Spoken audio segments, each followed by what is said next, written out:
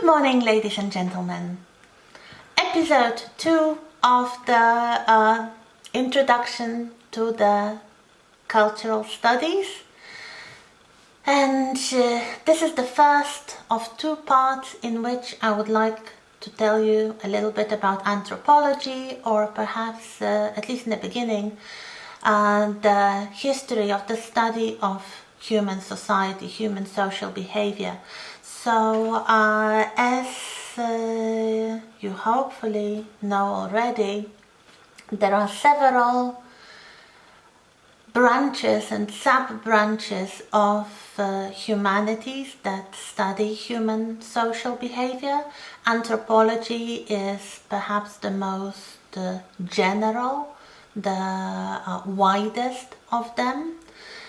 Here in the slide you have some names of such fields of humanities. So anthropology, as the term suggests, anthropos means humans, so it's the study of human behavior and societies. There are different sub-branches of anthropology. So some scholars took more interest in specific aspects of human social behavior, such as language, for example. So we have linguistic anthropology that studies the role of language in social life.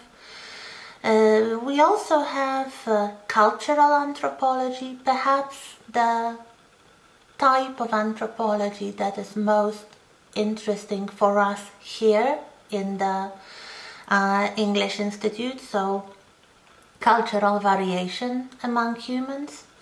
There could be social anthropology, about the historical and social context of the development of human societies, or even biological anthropology, which studies the biological context of the human social behavior, so the influence of biological development, biological evolution on the lives of humans.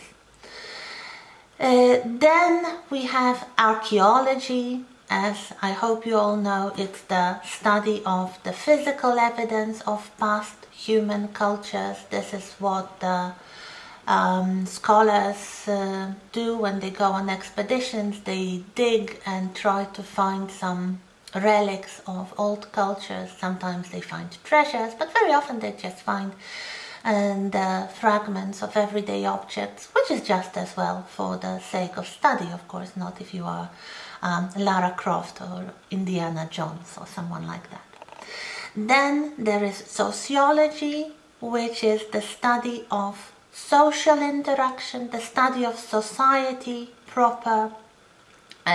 So it's more centered on the group behavior. Ethnology, which is the comparison and analysis of different peoples, so different folk groups and folk culture. Ethnography is the systematic study of peoples and cultures, especially in terms of tribes and folk customs and such. And then, because these fields of humanities have quite a long history, as you will know in a moment, we can trace it back to ancient Greece and Rome. People have always been interested in other cultures, in the exotic lands, in the unfamiliar customs. So they've always been interesting. But there is a field called cultural studies. This is something which is quite popular now in humanities, also in literary studies, because of course literature is part of culture. It's one of the expressions of culture. And in this narrow sense, cultural studies, as it developed in Britain in the second half of the 20th century. We'll talk about it at a later stage, but now just to indicate that there is a narrow concept of cultural studies as a sub-discipline of, let's say, studying human society, which means the study of contemporary culture, especially its political dynamics. So it's about the relations of power, mostly. This is something that has become very popular in the 20th century. The legacy of the totalitarian regimes from the period of fascism and communism have led many scholars to try to understand how power works in the society, and especially how the popular culture, which seems almost transparent to many people, reflects the relations of power. So things like ideology, class structure, and also different aspects of life, either individual life or group life, that influence the power relations and the identity formation. Things like ethnicity, gender, sexual orientation, social class as well here. So all those minority identities and how they are constructed against the presumed ideal or presumed mainstream. This is something which is very visible in modern humanities, something that we will discuss at a later stage. So we have things like globalization, like the power of the media, the power of popular music, for example, the power of the internet as well. These are all very interesting subjects for the scholars, mostly representing the left-wing political stance. If you're not yet familiar what is left-wing and what is right-wing, we'll talk about it quite extensively later on. In the universities of the English-speaking world, so the United States and the United Kingdom. This is something which is happening right now, which is controversial, which is contested, but it is one of the discussions in the humanities that are happening right now. So it's a good idea to know what it is about. So back to the beginning. The history of the field of anthropology can be traced back to ancient times. So the writings of Herodotus, the Greek thinker, and Pausanias, the Roman, and also the travels of Marco Polo and the book that he wrote after returning from his travels in Asia. And here you have a map with the itinerary of his travels. So as you can see, he traveled from Venice, he was a merchant, and he traveled all the way to China and India and the Far East. Of course, later writing very sensational book about the exotic culture, sometimes using fantasy a lot. So he writes about, I don't know, people who didn't have heads, but they had eyes on their chests or something like that. Of course, this is all conjecture, but we might say this is the beginning of anthropology. This is the proof that people, especially those who believe they come from superior cultures, they were interested in the barbarians. They were interested in the exotic tribes and some strange behaviors of other, other groups of people. Then later we have some philosophers. Here you have 3 images of philosophers who try to understand human nature and human behavior. So the first one here is Thomas Hobbes from the 17th century, who believed very famously that the predominant trait of humans is that they are selfish. They are just motivated by self-interest. He said very, very famously that the state of nature is solitary, poor, nasty, brutish, and short. So the life of people in the natural state was all those unpleasant things, and the role of culture and civilization was to limit those bad effects of nature. So he believed that nature was just wild and cruel, and people should try to remove themselves from nature as much as they could. Then in the late 17th century, early 18th, John Locke, a very famous English philosopher,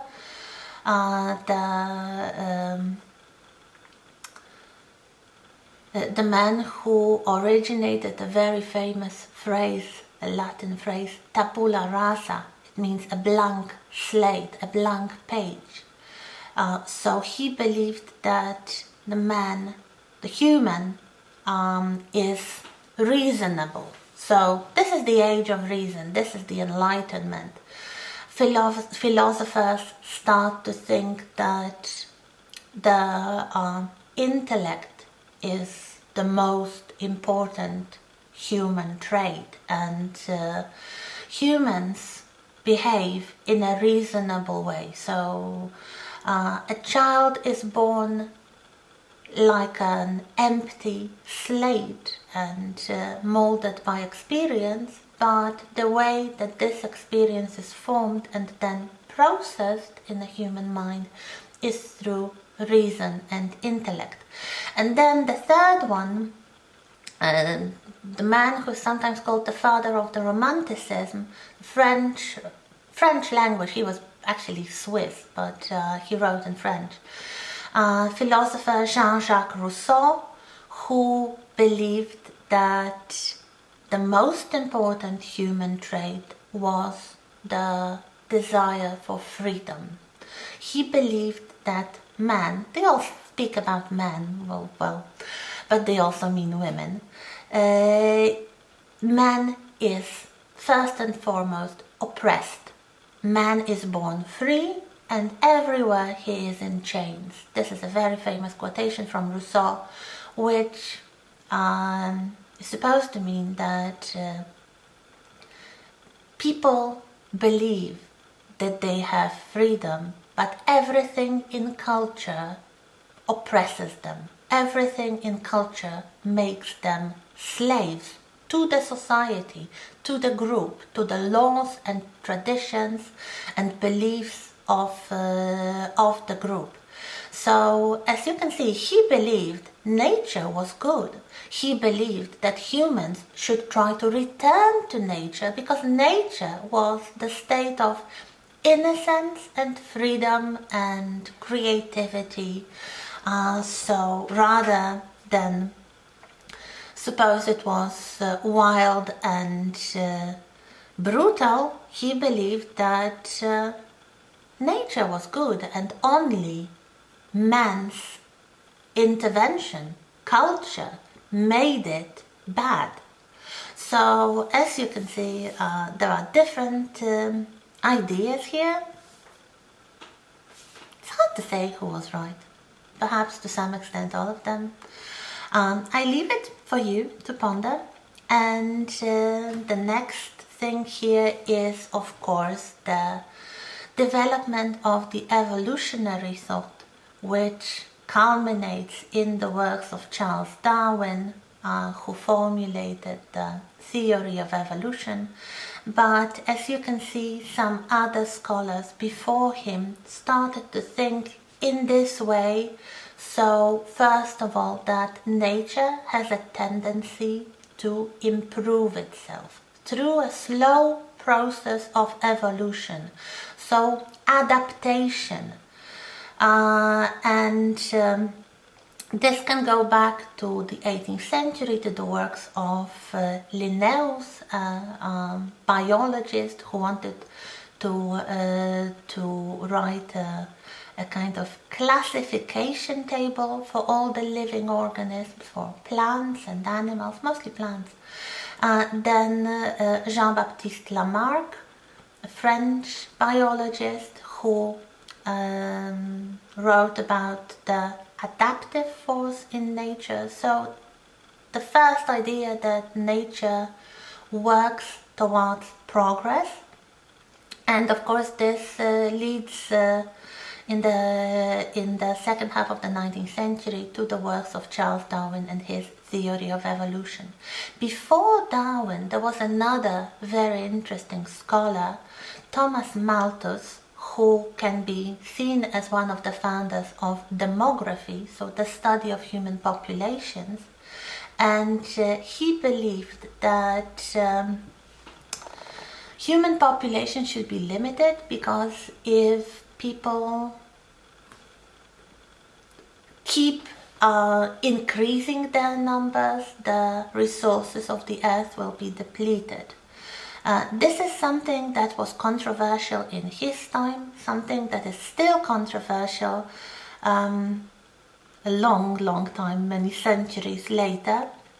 But this is really the beginning of the thought of the human society in terms of population studies. And this leads to a follower of Darwin, Herbert Spencer, who coined the phrase, the survival of the fittest.